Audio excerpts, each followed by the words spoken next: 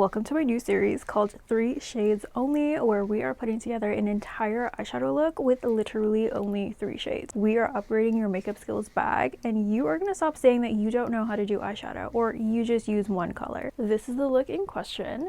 Let's go ahead and get into it. So the palette that we're using today is this Kaja palette. This is like a beauty bento palette, which is super cute. It comes with 3 shades for a complete eyeshadow look, making it as easy as possible. I will leave it linked down below. And this is my first time trying it out, but I really thought that the pigment was great. It was super buttery and very blendable. So what I'm doing is I'm putting the darkest brown shade in the inner and outer corner. So we're basically kind of creating like a dramatic halo eye.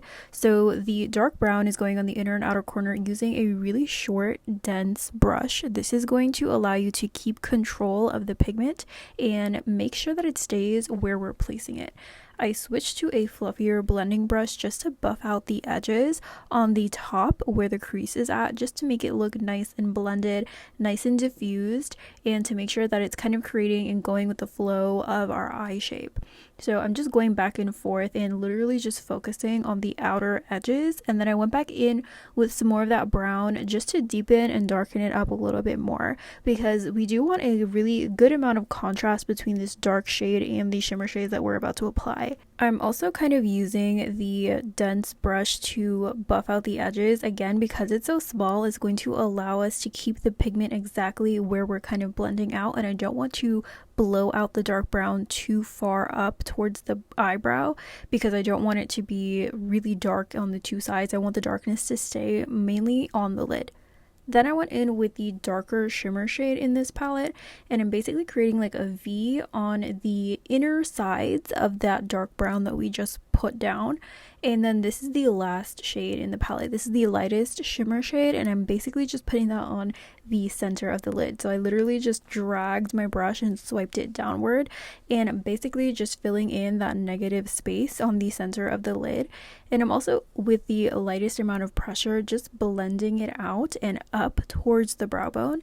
And completely optional, but I decided to take the shimmer all the way up to the brow bone to kind of create like a really nice highlight. You don't have to do that if you don't like shimmer all over your lid, but I felt like this would really make this eyeshadow pop and look as dramatic as possible. So that is literally it. You can definitely stop there, but I did kind of want to fine tune the eyeshadow look, so I went in with some more dark brown on the inner and outer corner just to make it a little bit darker and add a little bit more depth.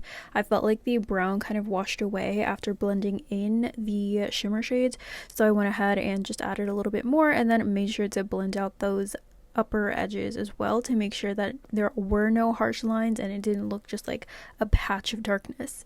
So the last thing that I did was I cleaned up the outer corner with some concealer. You can definitely use tape if you like, but I kind of like doing this. I felt like when I did use the tape, it wasn't really coming out symmetrical on both of my eyes, so you just like to do the concealer. And for the lower lash line, I'm going in with some dark brown eyeliner. So this is the ColourPop gel eyeliner. It's super creamy. I really love this one, and I just went ahead and put that on my waterline as well as a little bit on my lower lash line, and I'm taking that dark brown and just running it through the lower lash line as well. Then for mascara, I went in with the L'Oreal Extensionist mascara. This one is really great for length, but not so great for volume, and I was going in with a pair of falsies, so I didn't really need too much volume from this. I really like to use this mascara on my lower lash line because, again, it doesn't add too much thickness, but it does give me a lot of length. Then I went in with the Lily Lashes no glue self-adhesive lashes in the style Miami. So this part is 100% optional if you just want to stop at mascara, but this is the look in its final form. Let me know what you think. This was super easy to do, literally only 3 shades. Thank you guys so much for watching. Don't forget to subscribe before you leave and like this video. It really does help me out, and I will see you guys next time. Bye!